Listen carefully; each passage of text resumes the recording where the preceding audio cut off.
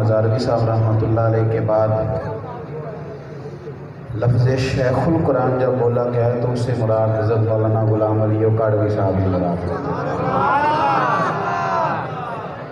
اور میں نے ایک دفعہ میں بیٹھا ہوا تھا حضرت مفتی محمد اشرف القادری صاحب کے پاس مراڑیاں شریف میں، ان دنوں وہ بھی تفسیر قرآن کے اسباق پڑھا رہے تھے۔ آپ مہربانی کریں جی، محبت کا معنی تو ادب ہوتا ہے، آپ مہربانی فرمائیں، تکلیف نہیں دیں ایک دوسرے کو، اللہ تعالیٰ آپ کو جزائے خیر عطا فرمائے۔ آپ تھوڑا موقع دیں تاکہ آپ سے بات کی جا سکے۔ تو میں نے ان سے کہا کہ ماشاءاللہ آپ تفسیر پڑھاتے ہیں، تو کن کن لوگوں نے آپ نے دیکھا آپ کے زمانے میں جنہوں نے تفسیر پڑھائی؟ تو وہ فرمانے لگے کہ مطلقاً جب یہ لفظ بولا جائے گا نا شیخ القرآن، تو سب سے پہلے علامہ ہزاروی ذہن میں آئیں گے اور فوراً بعد مولانا غلام علی کاڑوی صاحب کا نام۔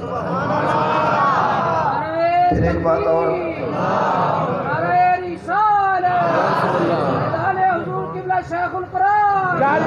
ایک بات جو کہ تقریر عوام سے ہوتی ہے، علماء کو تو ساری باتوں کا پہلے پتہ ہوتا ہے۔ قرآن مجید نے نا علماء کی شان بیان فرمائی ہے، انما یخشی اللہ من عبادہ العلماء، فرمایا اللہ کے بندوں میں سے جو عالم ہیں وہ اللہ سے ڈرتے ہیں۔ آپ ایک لفظ بولتے ہیں پنجابی میں کہ تو میں نے جاندا نہیں، اس کا معنی یہ ہوتا ہے کہ تجھے ابھی پتہ نہیں میری طاقت کتنی ہے، اگر تجھے پتہ چلتا تو پھر تیرا رویہ میرے ساتھ کچھ اور ہوتا۔ تو بندہ اگر بندے کی طاقت جان لے تو وہ ڈر لیتا ہے، تو جو بندہ رب کو جاننے لگتا ہے، اس لیے نبی پاک صلی اللہ علیہ وسلم نے فرمایا میں تم سب سے زیادہ اپنے رب کو جانتا ہوں اور میں تم سب سے بڑھ کر اپنے رب سے ڈرنے والا ہوں۔ یہ علم جو ہے نا، اس کا مقصود ہوتا ہے معلومات میں اضافہ کرنا، اور کس لیے اضافہ کرنا کہ انسان کی تربیت ہو سکے، اسے جن چیزوں کا پتہ نہیں اسے پتہ چل جائے۔ اور ویسے بھی آپ کبھی زندگی میں دیکھ لیں، آپ نے کوئی علمی بات کسی سے سنی ہوئی ہو تو کبھی آپ وہ کام کرنے لگے نا تو ایک دفعہ وہ بات آپ کے سامنے ضرور آتی ہے کہ یار میں نے سنا ہوا تھا۔ تو علم کا یہ فائدہ ہوتا ہے کہ یہ عمل کا رستہ آسان کرتا ہے۔ اب ہمارے ہاں یہ ہوا ہے کہ لوگوں نے علم اس لیے سیکھا ہے کہ ایک مولانا صاحب سے مسئلہ پوچھیں گے، پھر جا کے اپنی مسجد کے امام کو تنگ کریں گے کہ وہ تو یہ کہہ رہے تھے اور آپ یہ بیان کرتے ہیں کہ نیا جھگڑا کھولیں گے، یا یہ کہ کسی چوک پہ بیٹھ کے بحث کریں گے، یا میری طرح کے لوگ اللہ ماشاء اللہ اللہ تعالیٰ نیتوں کا وضو عطا فرمائے، وہ اس لیے پڑھتے ہیں کہ کوئی چیز نہیں پڑھوں گا تو نہیں سناؤں گا۔ حالانکہ نبی پاک صلی اللہ علیہ وسلم نے فرمایا، ترمذی شریف میں موجود ہے، فرمایا جس نے علم اس لیے پڑھا کہ جاہلوں پہ روب جمائے گا یا علماء سے بحث کرے گا، فرمایا اس بندے کو اللہ جنت کی خوشبو بھی عطا نہیں کرے گا۔ علم ہمیشہ معلومات میں اضافے کے لیے۔ داتا گنج بخش علی حجویری رحمۃ اللہ علیہ نے 3 لوگوں پر بڑا سخت ناراضگی کا اظہار کیا ہے۔ ایک آپ فرماتے ہیں غافل علماء، ایک لفظ آپ نے لکھا ہے مکار فقراء، اور جاہل صوفیاء، یہ مکار فقراء کے لفظ استعمال کیے۔ حضور یہ غافل عالم کون سا ہوتا ہے؟ تو آپ فرماتے ہیں غافل عالم وہ ہوتا ہے کہ رب کریم نے اس کا سینہ اپنے دین کے لیے کھولا ہے، لیکن یہ اتنا کچا نکلا کہ اس نے دین کے ذریعے دنیا اکٹھی کرنی شروع کر دی۔ کتنا تھوڑا ریٹ ہے، 40,000 روپے، جس کو اللہ تبارک و تعالیٰ نے دین کے لیے چن لیا ہے، اس نے دیکھو اپنا ریٹ کیا ڈالا، 40,000 روپے۔ کتنا کچا انسان ہے، کیا بات کر رہا ہے۔ اور دوسرا فرمایا مکار فقراء، پتہ یہ کون ہے؟ داتا صاحب فرماتے ہیں یہ وہ لوگ ہیں کہ جن کی تعریف کی جائے تو راضی ہوتے ہیں، اور اگر ان کی تعریف نہ کی جائے، تنقید تو دور رہ گئی، فرماتے ہیں تعریف نہ کی جائے تو ناراض ہو جاتے ہیں۔ اب آپ یقین کریں لسٹیں دی جاتی ہیں، باقاعدہ لسٹیں دی جاتی ہیں کہ یہ لقب جو ہے یہ بیان کرنا ہے، اور کبھی اس بندے کا چہرہ دیکھیں تو لگتا ہے یہ بیچارہ القابات کا بوجھ اٹھا ہی نہیں سکے گا، اس کے بس کی بات ہی نہیں، جتنے القاب جو ہیں وہ لکھ دیے گئے۔ اور پھر جاہل صوفیاء، ایسے لوگ کہ جنہوں نے کچھ نہیں سیکھا، کوئی تربیت حاصل نہیں کی، لیکن وہ بیٹھ گئے شیخ بن کے، یہ جو حالات بھی بڑا نقصان کرتے ہیں۔ تو علم کے رستے پر چلیں اور ذوق کے ساتھ علم حاصل کریں۔ ہمارے ہاں نا فقیر اسے بتایا گیا ہے جس کے دروازے پہ بہت لمبا چوڑا راش ہو، جوبہ کبا بڑا تگڑا پہنتا ہو اور ہٹو بچوں کی داستانیں ہوں، تو لوگ کچھ ادب جو ہیں وہ ان کو کرا لیے جاتے ہیں خود بخود ہی، وہ لوگ ادب خود بخود کر لیتے ہیں۔ آپ جب کسی عالم سے ملیں تو آپ کے آداب، آپ کا لب و لہجہ بڑا شستہ ہو، بڑا صاف ستھرا ہو، علماء کے حقوق کو پہچانیں۔ حضرت عبداللہ ابن عباس رضی اللہ تعالیٰ عنہ نبی پاک صلی اللہ علیہ وسلم کے چچا زاد ہیں، اور یہ وہ خوبصورت آدمی ہیں جسے میرے نبی پاک علیہ السلام نے علم اور فقاہت کی دعا عطا فرمائی ہے۔ ان کو پتہ چل گیا کہ حضرت ابی بن کعب رضی اللہ تعالیٰ عنہ کے پاس نا حضور کی کچھ حدیثیں، سرکار کی کچھ چیزیں حضرت ابی بن کعب کے پاس، علم اور فیضان وراثت نہیں نہ ہوتا۔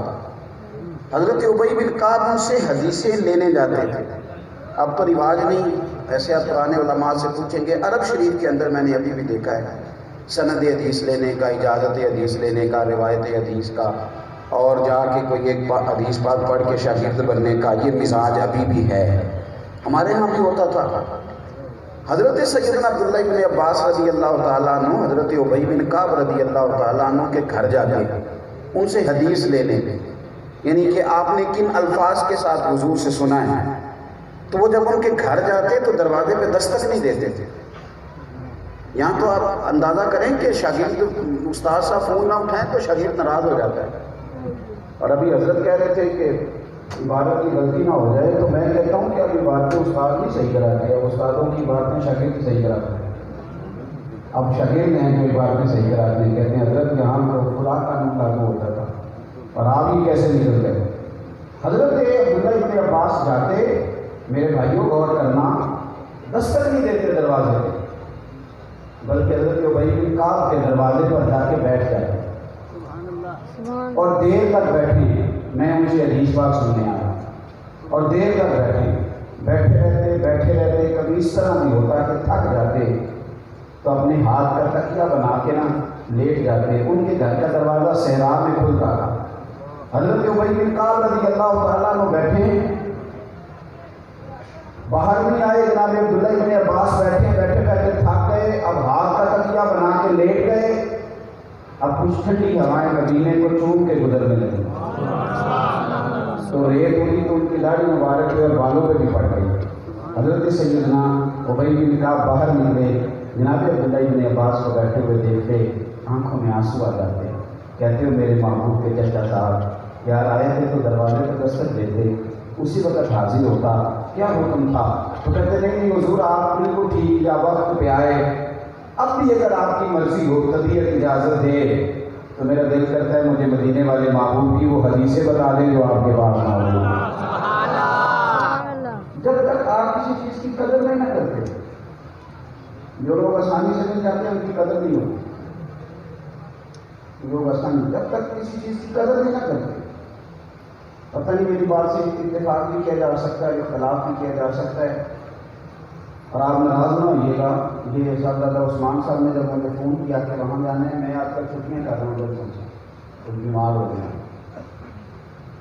تو اہل سنت میں ویسے بھی رواج ہے جب بندہ ٹائم دینے لگ جائے اسے پھر سارے ٹائم لینے میں لگ جاتے ہیں، اور اس کا یہ مسئلہ بھی بن جاتا ہے کہ آپ ساری منت بھی بتائیں نا کہ میں صبح ادھر تھا، رات ادھر تھا، پرسوں ادھر تھا، آپ سارے دن کا شیڈول بتا دیں، صرف عصر سے مغرب آپ فارغ ہوں تو کہتے ہیں عصر سے مغرب آ جائے، تو میں کہتا ہوں اس بندے نے بیچارے نے سونا بھی ہے، بندہ ہی رہے گا نا، یہ کلاس کا تھوڑی بنے گا۔ تو آپ اس بات پر توجہ کریں گے، میرے بھائی صاحب نے کہا نا آپ کو وہاں جانا ہے، تو میں نے اپنے استادوں سے بڑی باتیں سنی تھی حضرت شیخ القرآن، یہ ٹائم کسی اور کا تھا تو میں نے ان سے کہا یار آپ لیٹ کر دو، میرا دل کرتا ہے وہاں جانا، پہلے بھی ایک دفعہ مجھے کہا گیا ہے تو میں نہیں جا سکا۔ حضرت شیخ القرآن کی بڑی باتیں میرے استاد فرمایا کرتے تھے کہ ایک جملہ ان کا مجھے بڑا پیارا لگتا ہے جب وہ کہتے تھے نا منم غلام ہے، یہ بھی کوئی انفرادیت ہے نا جب بندہ، اور انہیں بات سمجھانی آتی تھی۔ فرمانے لگے کہ ایک دفعہ لاہور کسی جگہ سیمینار ہو رہا تھا تو حضرت شیخ القرآن بھی وہاں آپ کو بھی دعوت دی گئی، تو کسی نے آپ کی بڑی تعریفیں کر دی. تعریفیں بھی دنیا بڑی کرتی ہے، تو میں کہتا ہوں کہ تعریف بھی آپ سوچ سمجھ بھی کریں تو اچھا ہے. ایسا نہ ہو کہ پھر القابات کے بیچ میں سے بندے سے نکلا نہ جائے. تو کسی نے بڑی تعریف کر دی. حضرت عمر فاروق فرمایا کرتے تھے کہ تعریف کرے اس کے منہ میں خاک ڈالا. تو حضرت شیخ القرآن ظاہر ہے کو بندہ تعریف کرنے والا بھی تگڑا ہوگا، تو آپ نے اس کو یہ بھی کہا تیرے منہ میں خاک، بلکہ جب اٹھے تو فرمانے لگے اگر میرے پاس خاک شفا ہوتی تو میں آپ کے منہ مبارک میں ضرور ڈالتا. اگر میرے پاس خاک شفا ہوتی نا، اس سادگی پہ کوئی مر ہی جائے کیوں نہ. کہنے لگے اگر خاک شفا ہوتی تو تیرے منہ میں ضرور ڈالتا. میرا شکوہ یہ ہے کہ جس علاقے میں کوئی بزرگ ہوتا ہے نا، اس کے دور دور سے شاگرد تو بن جاتے ہیں، نیڑے سے نہیں بنتے. یہ بڑی تکلیف ہے. بے قدراں قدر نہ جاتی، کتنی خوب تسلی ہو کہ دنیا دار پجاری دار دے کتیاں دے کر ٹلی ہو. بہت روشن اکھیاں تکیو بے حویلی کلی ہو. کوچ نصیر اساں جدو کیتی پہ جانی تھرکلی. تھوڑا زندگی میں نا قدر کی جائے. یہ ابھی حضرت مفتی احمد یاس صاحب آئے نا، میں جب سے بیٹھا ہوں نا میں انہیں کو دیکھ رہا ہوں. اور یہ حضرت مفتی غلام یاسین صاحب بیٹھے ہیں، یہ اتفاق کے لوگ ہیں. ہمارے خطیبوں کی کبھی آپ کہہ کے دیکھیں تو آپ سے سنبھالے نہ جائیں. ہمارے نعت ہم کہ آپ قریب سے نہیں گزر سکتے، اتنا کرا کے پڑتا ہے. آپ قریب سے نہیں گزر سکتے، اتنا ناز نہ ہے. یہ درویشوں کو دیکھو، اور کس کو فقیر کہتے ہیں؟ یہی تو فقیر لوگ ہیں جن کے صرف کپڑے بھی فقیروں جیسے، ادائیں بھی فقیروں جیسے. اور زندگی کیونکہ علم کی بات میں نے شروع کی ہے، ان لوگوں کو نا علم سے پیار ہو جاتا ہے. علم سے پیار. میں نے سید دیدار علی شاہ صاحب رحمۃ اللہ علیہ کے مزار پہ حاضری میں شوق سے گیا. ان کے پوتے نے مجھے فون کیا تو میں نے کہا صاحب میں یہاں ضرور آؤں گا. سید دیدار علی شاہ صاحب، پھر سید صاحب سید عبد البرکات شاہ صاحب. علامہ رضوی صاحب نے لکھا ہے، علامہ رضوی صاحب کا بھی آپ کو پتہ ہے نا، رضی اللہ عنہ. حضرت مراد علامہ سید محمود احمد رضوی صاحب. یعنی کیا کریں آپ کو، یہ یاد کریں، آپ اپنے بزرگوں کو یاد کریں، آپ کا نفع دیں گے. اور یہ اچھی طرح رکھ لیں. جس طرح شیخ القرآن کہا جائے تو حضرت مراد ہے نا، خالی علامہ صاحب کہا جاتا تھا تو اس سے مراد سید محمود رضوی صاحب ہوتے تھے، خالی علامہ صاحب. سید محمود رضوی صاحب کہتے ہیں کہ سید صاحب نا رات ان کی طبیعت تھی، مطالعہ بھی فرماتے تھے، وظائف بھی بڑی قدرتی سے پڑھتے تھے. اب میں آپ کو کیا بتاؤں کہ حدیث کا درس دینے والے لوگ دلائل کراشی کے قاری ہوتے ہیں اور پابندی سے پڑھتے ہیں. اور میں نے پڑھتے ہوئے دیکھے ہیں کہاں ٹائم ہے آج لوگوں کے پاس یہ وظائف پڑھنے کا. تو سید صاحب رمضان کا اور ساری تراویح کھڑے ہو کے جماعت کے ساتھ پڑھتے تھے، بڑھاپا تھا. رضوی صاحب نے لکھا ہے، فرماتے ہیں کہ ایک رات پتہ کیا ہوا، سید صاحب تراویح پڑھی بھی تھوڑا مطالعہ کیا، پھر فرمانے لگے میں مجھے یار تھک گیا ہوں، بڑھاپا آ گیا، تھوڑی دیر لیٹ جاتا ہوں، سحری سیکھ کے وقت جگا دینا. کہتے ہیں جا کے آرام کرنے لگے تو ایک بندہ آ گیا رات کو، اس نے دروازے پہ دستک کی. میں نے دروازہ کھولا تو کہنے لگا سید صاحب کہاں ہے، میں نے مسئلہ پوچھنا تھا. تو فرماتے ہیں کہ میں نے کہا مجھ سے پوچھ دو کیا مسئلہ ہے. کہنے لگا نہیں میں نے حضرت صاحب سے پوچھنا ہے. یہ اپنا اپنا اعتماد ہوتا ہے نا. ایک بوڑھی اماں جی تھی ہمارے محلے میں، تو ان کو حالانکہ میرا دام بالکل نہیں چلتا، ابھی بھی کوئی اور دام کرا رہے تھے تو میں نے کہا میرا نہیں چل رہا تھا، میں والے اگر بول رہا ہوں، لیکن وہ دم پانی کا بچہ کرا کے لے جاتا تو کہتے میں ٹھیک ہو گئی. تو ان کا بیٹا کہتا ہے کہ جی صاحب کیونکہ اماں روز بھیجتی تھی، میں سفر پہ رہتا ہوں، کہتے ایک دن آپ نہیں تھے تو میں مدرسے سے چکر لگوا کے لے گیا، اماں کو جا کے پانی لیا تو اماں کہنے لگی پتر دیکھا نا اس کو کرا کے لیا نا ہمیں سکون ہو گیا. کہنے میں نے ہنس لیا. اور یہ لطف ہے، اس لطف کو بھی کبھی لیں. امام اعظم کی والدہ امام صاحب کی جو والدہ تھی نا وہ آپ کو عالم نہیں مانتی. ماں ہی تو پتر ہی ہوتا ہے نا، اور کاکا ہی ہوتا ہے. تو وہ آپ کے ایک شاگرد تھے اور 22 تھے، اچھا باز کہتے تھے 22 میری طرح اکثر معروف ہو جاتے تھے آپ کے شاگرد. تو اماں ایک دن کہنے لگی ابو حنیفہ جاؤ اس سے مسئلہ پوچھ کے آؤ. تو کہنے لگی اماں جی میں نہ بتا دوں تو کہ تم بچے ہیں تیرے نہیں بتاؤ گے. تو آپ فرماتے میں پھر اس 22 کے پاس گیا، میں نے اسے جا کے کہا کہ یہ مسئلہ بتاؤ. تو کہنے لگا استاد جی مجھے کیا پتا ہے. تو آپ فرمانے لگے سنو اس کو بھی یاد رکھیں. ہم بزرگوں کو نا پریشان کرتے ہیں.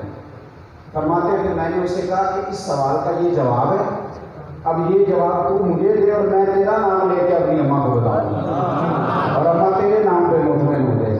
تو کچھ لوگوں نے مطمئن نہیں کسی کے نام پہ, وہ شخص کہنے لگا کہ نہیں میں نے تو سید صاحب سے پوچھنا ہے.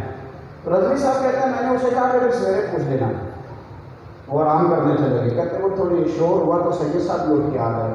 فرمانے لگے محمود کون ہے؟ اتنی بات کرتے کرتے باہر تشریف لائے. بھائی کیسے آئے؟ اس نے کہا حضور ایک مسئلہ پوچھنا تھا. آپ نے تو میں پوچھو. یہ میرا خیال ہے میں بھی ہوتا تو ناراض, میں صحیح کہہ رہا ہوں, میں بھی ہوتا تو ناراض ہو جاتا. کیا پوچھنا تھا؟ کہنے لگا حضور پوچھنا یہ تھا کہ اگر کسی بندے نے رمضان میں فرض جماعت کے ساتھ نہ پڑھے ہوں تو وطر پڑھ سکتا ہے کہ نہیں؟ سید رضوی صاحب فرماتے ہیں مجھے بڑا غصہ آیا. میں نے کہا شاید کوئی مصیبت بن گئی ہے, رات کو غصے میں طلاق دے کر کہے, یا کوئی ایسی مشکل ہے جو آج رات کو آیا. تو یہ مسئلہ تو سویرے تجھے کسی نے پکی خبر دی تھی کہ تجھے زندہ نہیں اٹھنا. یہ بات ہے سویرے پوچھ لیتے کہ کوئی ایمرجنسی کی. حضرت کی اگر کسی بندے نے فرض جماعت کے ساتھ نہ پڑھے ہوں رمضان میں تو وطر پڑھ سکتا ہے.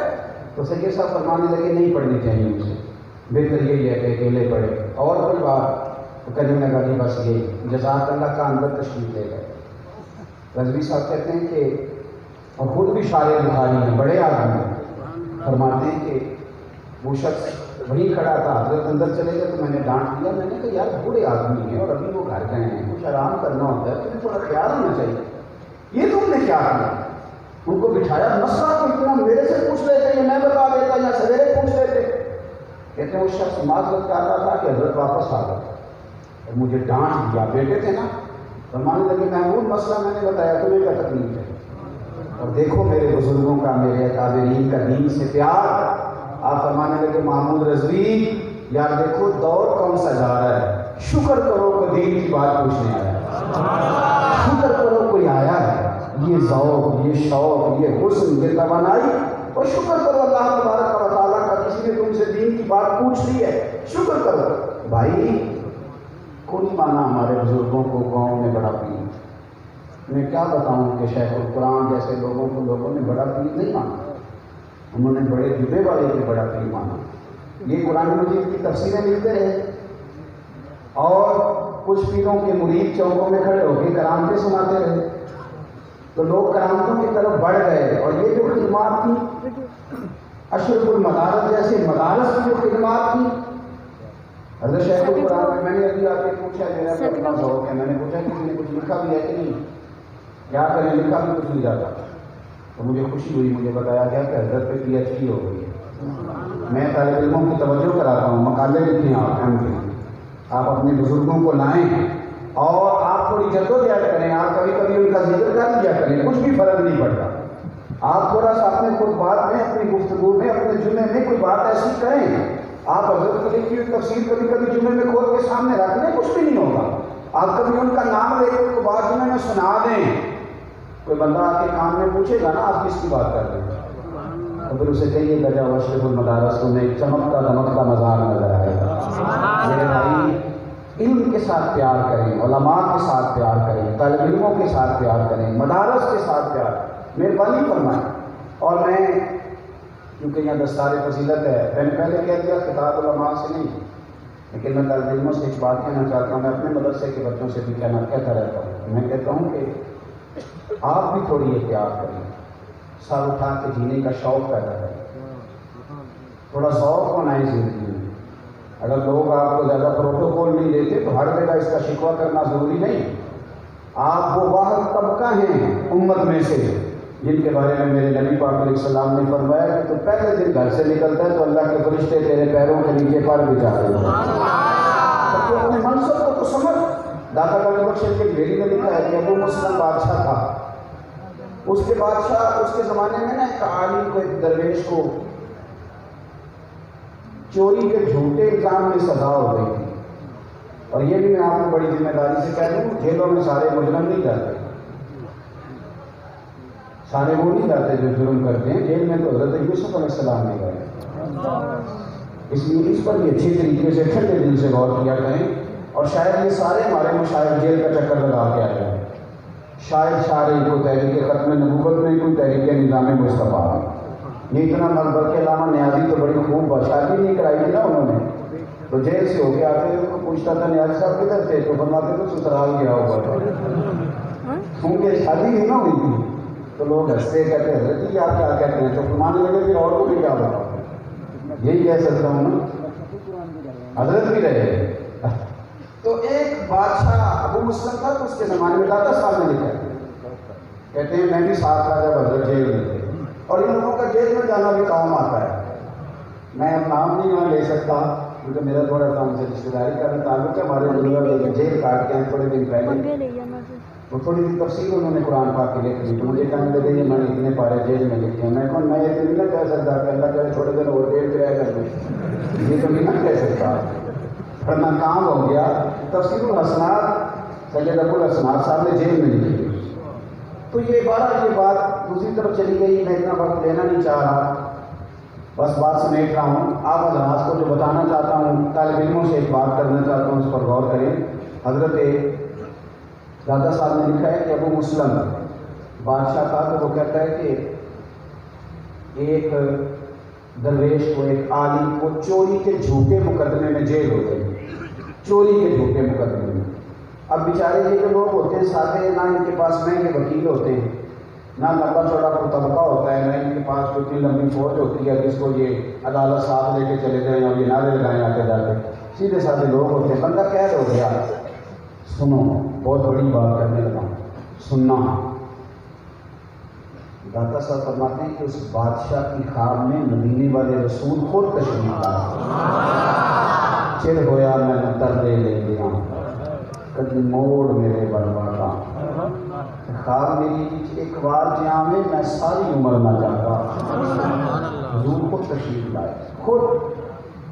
اور سرکار نے فرمایا یہ کیا ہوا کہ تیرے دور حکومت میں نیک بندے کو، اللہ کے دوست کو قید کر دیا گیا، اور جھوٹے مقدمے میں۔ طالب کو سننا اور غور کرنا۔ داتا صاحب کہتے ہیں اس بادشاہ نے نہ پیروں میں جوتے پہنے، نہ سر پہ کپڑا رکھا، وہ دوڑا خود جا کے اس نے جیل کا دروازہ کھولا، خود اللہ والے کو آزاد کیا۔ اور جب وہ باہر جا رہے تھے نا تو کہنے لگا حضرت جی کوئی حکم ہوا تو بتائیے گا، میرے لائق کوئی حکم ہوا تو بتائیے گا۔ بس بات ختم ہو گئی، مکمل ہو گئی، میرے لائق کو حکم ہوا تو بتائیے گا۔ تو درویش نے رخ پھیرا اور پھر کے فرمانے لگے لگتا ہے تجھے ابھی بھی سمجھ نہیں آئی، لگتا ہے تو ابھی بھی نہیں سمجھ سکا۔ حضرت کیا مانا؟ تو فرمانے لگے او خدا کے بندے تو مجھ سے حکم پوچھتا ہے جو آدھی رات کو تجھے سوتے کو جگا کے بھیجیں، نہ تو جوتے پہن سکے نہ سر پہ کپڑا رہ سکے، جو آدھی رات تجھے اٹھا کے بھیجیں کہ جا جیل کا دروازہ کھول، وہ مجھے کسی اور کی ضرورت رہنے دیتے، وہ بھی رہنے دیتے کسی اور کی ضرورت۔ اعلیٰ حضرت بھی فرماتے ہیں فرشتے بھی کرتے ہیں تعظیم میری، نبی رحم کرتے ہیں تعظیم میری، فدا ہو کہ ان پر یہ عزت ملی۔ آپ تھوڑا سا کھڑا ہونا سیکھیں، آپ تھوڑی سی خودداری پیدا کریں۔ سب سے سونے کپڑے مولوی پہنتا ہے، سب سے اچھا کھانا کھاتا ہے، بلکہ گوشت کھا کھا کے تھک جاتا ہے۔ تو آپ یہ شکلیں کس بات پہ کرتے ہیں کہ جناب لوگ عزت نہیں کرتے؟ آپ ان چکروں سے باہر آئیں، آپ اپنے منصب کو سمجھیں، اور آپ تھوڑا سا آگے بڑھیں تو اب آپ کی ضرورت بڑھتی جا رہی ہے۔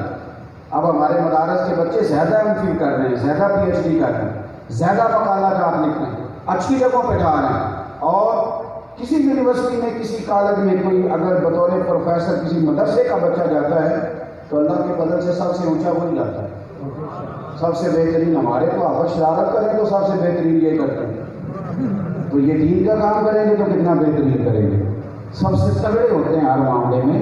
آپ خودداری پیدا کریں۔ حضرت شیخ القرآن رحمۃ اللہ علیہ کا میں نے ابھی شوق سے کہا کہ مجھے نا یہاں مولانا بیٹھے تھے، میں نے کہا مجھے حضرت کا پوتا دکھائیے گا۔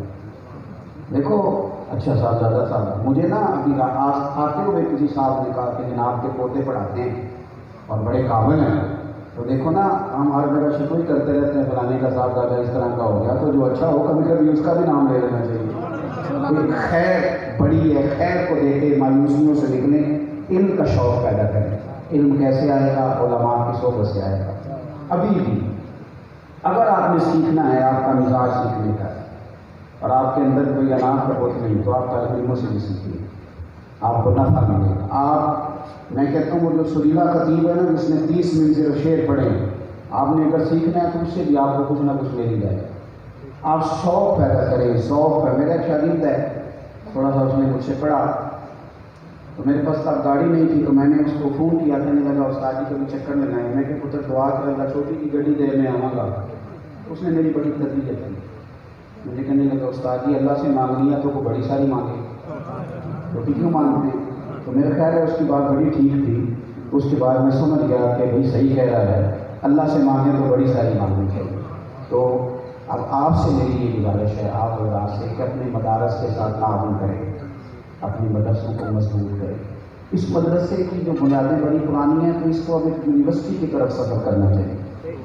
اب بڑا وسیع نظام ہونا چاہیے، اب کمپیوٹر سیکشن ہونا چاہیے، اب یہاں مقالہ جات لکھنے والوں کو سہولتیں ملنی چاہیے. اب یہاں جدید ذرائع سے، حضوری تو نہیں کہ حضرت مفتی غلام یاسین صاحب ساری زندگی فتویٰ لکھیں کاغذ پہ تو بعد میں وہ غائب ہو جائے. اب تو بڑا جدید دور آیا ہے، اب فتاوی جات محفوظ ہونے چاہیے. اب ان کو اب آپ ہر چیز کو مرتب کریں.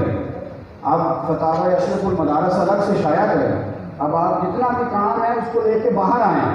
اور میری یہ گزارش ہے لکھنے والے لوگوں سے کہ آپ سے جس طرح کا لکھا جاتا ہے اب لکھ کے آپ کسی لائبریری میں رکھ لیں. انشاءاللہ ریسرچ کرنے والے لوگ آئیں گے تو وہ صاف بھی کر دیں. علامہ فیض احمد ویسی صاحب رحمۃ اللہ علیہ سے میں نے دورہ تفسیر پڑھا ہے. حضرت جب لکھتے تھے تو کچھ لوگوں کا کہنا تھا کہ حضرت کا قلم میں مواد تو بڑا تگڑا ہے، لیکن حضرت والا چونکہ ادیب شاید بہت بہترین نہیں ہے، تو ان کو ڈاکٹر مسعود صاحب رحمۃ اللہ نے خط لکھا کہ حضرت آپ لکھ دیں جو لکھ سکتے ہیں، آپ مواد جمع کر دیں، بعد میں جو لوگ آئیں گے وہ صحیح کر لیں. میں نے 2-3 کتابیں حضرت کی مرتب کی ہیں، اس میں میں نے کام کیا. آپ جو جدید کچھ لوگ ایسے ہیں جو بیچارے ادیب اچھے ہوتے ہیں، ان کے پاس مواد نہیں ہوتا، تو ایک بندہ جو ہے وہ اس کے ملفوظات ہو جائے اور دوسرے کی ترتیب ہو جائے. اس میں کیا ہے؟ کام کریں اور بہت کریں، اور اللہ نے بڑے ذرائع بنا دیے. اب جو بندہ کہتا ہے نا وسائل نہیں تھے تو میں نے کام نہیں کیا، وہ میرا خیال ہے زیادتی کرتا ہے. اب تھوڑا آگے بڑھیں اور انشاءاللہ یہی چراغ جلے گا تو روشنی ہوگی. دعا کرتا ہوں سدا ہی بہار رہے اس باغے کہ کبھی خزانہ آوے، او ان فیض ہزاراں تائیں کہ ہر بھوکھا پھل کھاوے. آخر دعوانا ان الحمدللہ رب العالمین.